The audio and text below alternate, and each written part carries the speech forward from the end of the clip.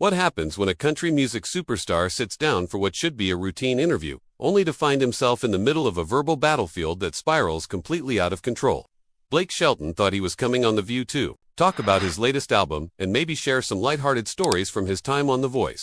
Instead, he found himself locked in an increasingly intense confrontation with Joy Behar that would leave the studio audience stunned. The other hosts scrambling for damage control and ultimately result in one of the most dramatic walk-offs in daytime television history. Before we dive into exactly what went down, make sure to hit that subscribe button and drop a comment below with your thoughts on celebrity interviews gone wrong. Now, let's get into the explosive details of how a simple promotional appearance turned into television chaos.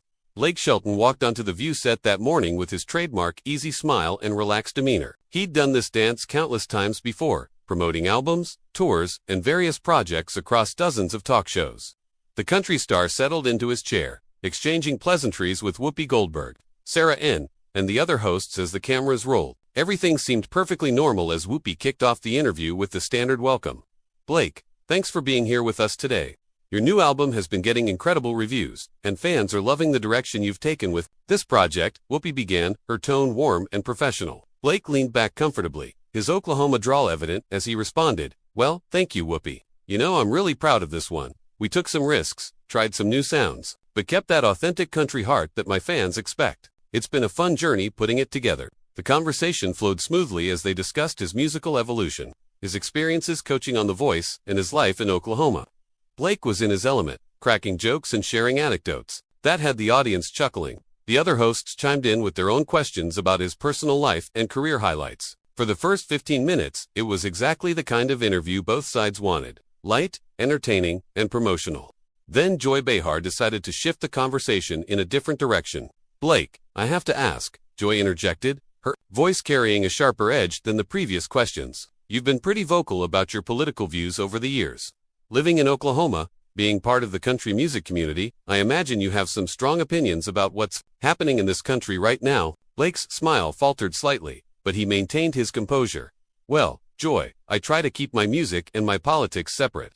I think people come to my shows to have a good time and forget about all that stuff for a while. I respect that my fans have all kinds of different viewpoints, but surely you have opinions," Joy pressed, leaning forward in her chair. "I mean, we're living in pretty turbulent times. Climate change, social justice issues, economic inequality. These aren't just political talking points, they're real problems affecting real people." The tension in the studio was palpable now.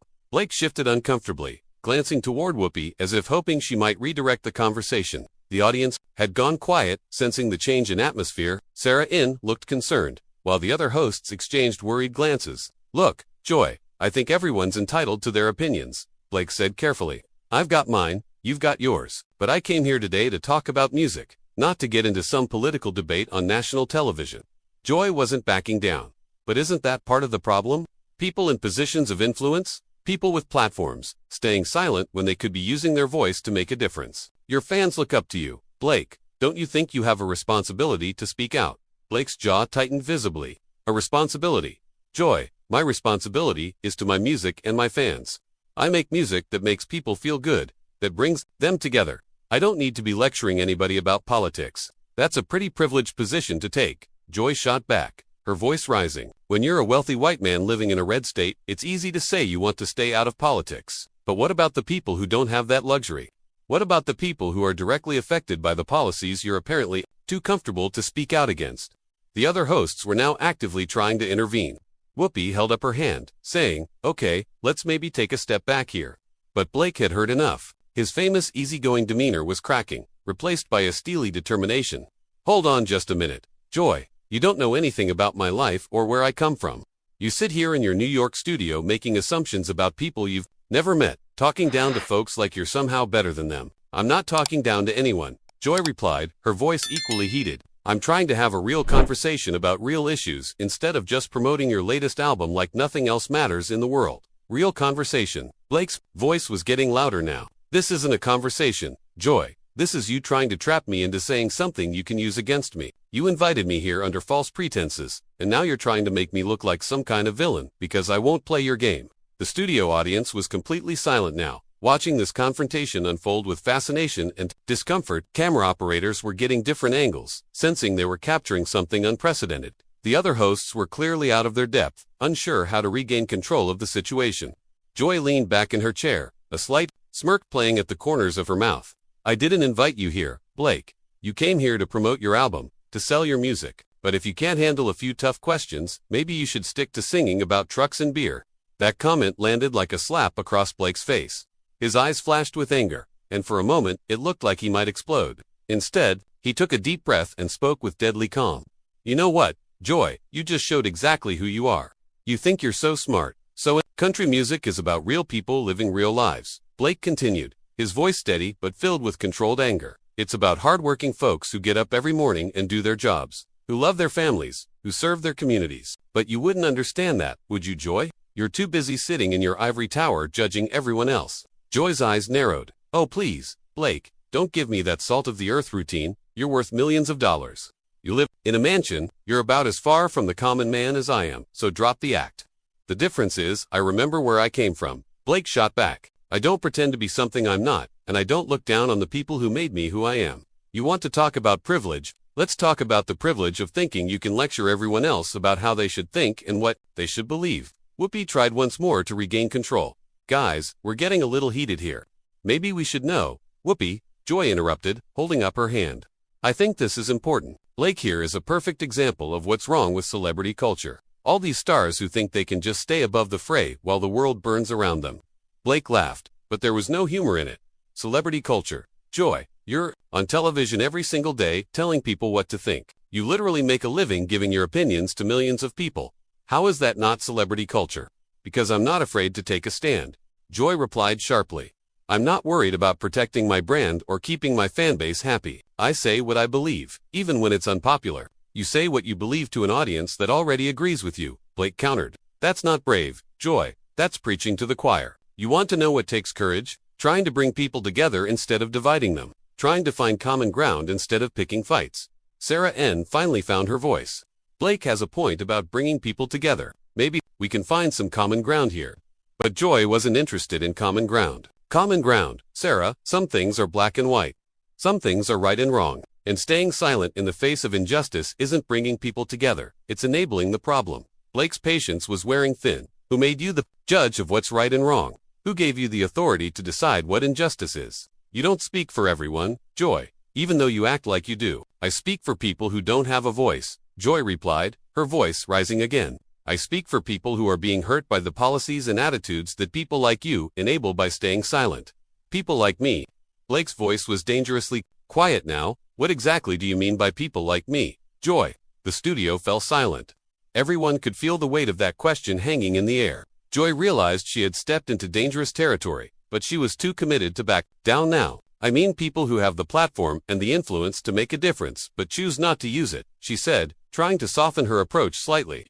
People who benefit from the system but won't speak out against its flaws. Blake stared at her for a long moment. You know what, Joy? You just proved my point. You don't know anything about what I do or don't do. You don't know what causes I support or what organizations I donate to.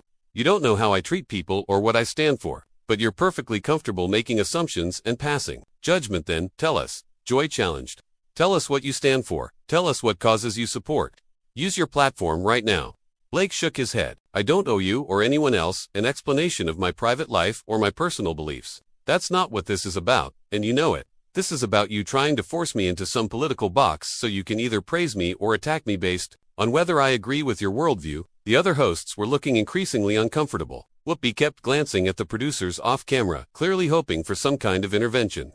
The audience was riveted, but the tension was becoming almost unbearable. That's not what this is about, Joy protested. This is about accountability. This is about using your influence responsibly. My influence. Blake's voice was getting louder again. Joy, you want to talk about influence? You're on national television right now, trying to ambush me into making political statements. You're using your platform to attack me for not using mine the way you want me to. How is that responsible? I'm holding you accountable, Joy insisted. Someone has to. Accountable for what? Blake demanded.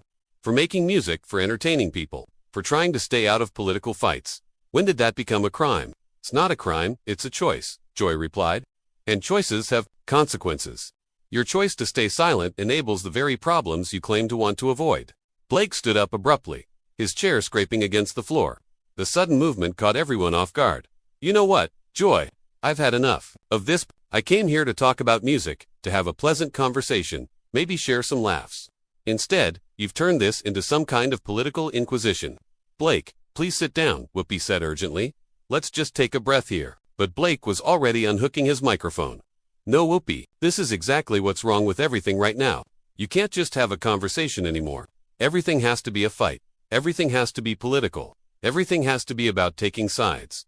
Joy wasn't backing down even now. Some things are worth fighting for, Blake. Some things are more important than keeping everyone comfortable. Blake turned to face her directly. You know what's worth fighting for, Joy? Respect. Decency. Treating people like human beings instead of political props. You invited me here as a guest, and you've spent the last 20 minutes trying to tear me down. I've been trying to have a real conversation. Joy shot back. I'm sorry if that makes you uncomfortable, but some of us care about more than just selling records. That was the final straw. Blake's face flushed with anger. You think I don't care about anything but selling records? You think my music, my fans, my life's work, is just some shallow commercial enterprise? You have no idea what you're talking about. Then enlighten me, Joy challenged.